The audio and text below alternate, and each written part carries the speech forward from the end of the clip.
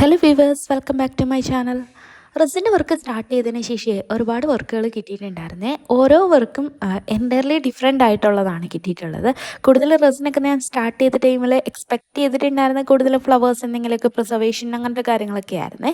പക്ഷേ അതിൽ നിന്ന് വ്യത്യസ്തമായിട്ട് ഒരുപാട് സാധനങ്ങൾ പ്രിസർവ് ചെയ്ത് കൊടുക്കാനായിട്ട് പറ്റിയിട്ടുണ്ടായിരുന്നേ.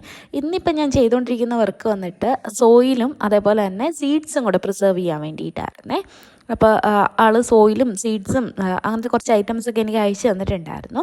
അപ്പോൾ ആദ്യമേ തന്നെ സോയിലിനകത്തേക്ക് ഞാൻ റെസിൻ മിക്സ് ചെയ്ത് എന്നിട്ട് ഫുൾ ലെയർ ആദ്യമേ ഒന്ന് പോർ ചെയ്ത് നോക്കി. അപ്പോൾ അതിനത്ര ഭംഗി തോന്നാത്തതുകൊണ്ട് കുറച്ച് പോർഷൻ ഞാൻ ട്രാൻസ്പെറൻറ്റ് ആക്കിയേ.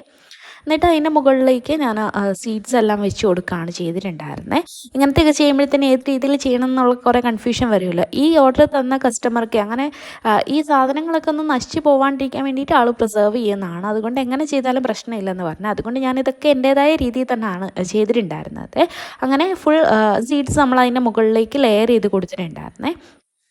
ഇതാണ് ഈ ഒരു ലുക്കിൽ എൻഡ് ചെയ്യാമെന്നാണ് വിചാരിച്ചത്. പിന്നെ ആൾ കുറച്ചൊരു ഒരുപാടൊന്നുമില്ല, ഈ ഒരു ചെറിയ പീസ് പോപ്പ് പേപ്പറും കൂടി ഷെയർ ചെയ്ത് തന്നിട്ടുണ്ടായിരുന്നു. ഇത് വെച്ചിട്ടൊരു കീ ചെയിൻ ചെയ്യാനായിട്ടായിരുന്നു പറഞ്ഞിട്ടുണ്ടായിരുന്നത്. ഇങ്ങനത്തെ സാധനങ്ങളൊക്കെ പ്രിസർവ് ചെയ്യുന്ന സമയത്ത് അത് കളറ് ലീക്കാവും. അതുകൊണ്ട് പ്രോപ്പറായിട്ട് ലാമിനേറ്റ് ചെയ്തതിന് ശേഷം വേണം നമ്മളിത് ചെയ്യാൻ വേണ്ടിയിട്ട്. ഞാനിവിടെ അത് കറക്റ്റായിട്ട് ലാമിനേറ്റ് ചെയ്തെടുത്തിട്ടുണ്ട്. അതിന് ഫോട്ടോ ആയാലും പോപ്പ് പേപ്പർ ആയാലും ഇങ്ങനത്തെ കളറുള്ള സാധനങ്ങൾ എന്തായാലും ഒന്ന് ലാമിനേറ്റ് ചെയ്ത് വെച്ചിട്ടുണ്ടെങ്കിൽ നല്ലതാണ്. ഇതിൻ്റെ മുകളിലേക്ക് ഞാൻ എന്നിട്ട് ഒരു ചെറിയ പീസ് ജിപ്സം ഫ്ലവർ കൂടി ആഡ് ചെയ്യുന്നുണ്ട്.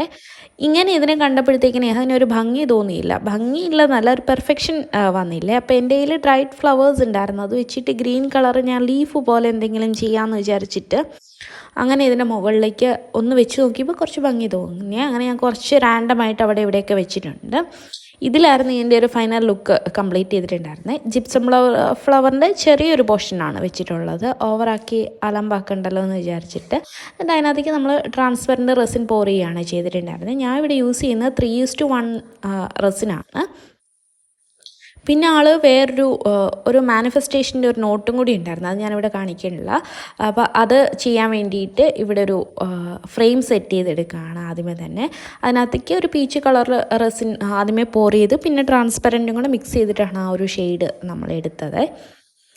പിന്നെ ഒരു ക്ലോക്കിന് ഓർഡർ ഉണ്ടായിരുന്നേ. ഇതൊരു കുട്ടിയുടെ ഫസ്റ്റ് ബർത്ത്ഡേക്ക് വേണ്ടിയിട്ടുള്ളതാണ്. അപ്പോൾ ആളുടെ 12 മാസത്തെ ഫോട്ടോ വെച്ചിട്ടുള്ള ക്ലോക്കാണ്. അവർക്ക് ഫോട്ടോയുടെ കൂട്ടത്തിൽ തന്നെ ഇതുപോലെ ഡിജിറ്റ്സും കൂടി ആഡ് ചെയ്യണമെന്ന് പറഞ്ഞിട്ടുണ്ടായിരുന്നേ.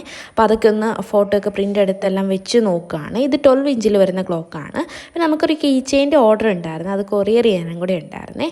അപ്പോൾ അത്രയൊക്കെ ഉള്ളൂ നമ്മുടെ ഈ ഒരു റെസിൻ ജേർണി. റെസിൻ്റെ എന്തെങ്കിലും വർക്കുകളുണ്ടെങ്കിൽ സ്ക്രീനിൽ കാണുന്ന നമ്പറിൽ കോൺടാക്ട് ചെയ്തിട്ടുണ്ടെങ്കിൽ കസ്റ്റമൈസ് ചെയ്യാൻ പറ്റുന്നതാണ്.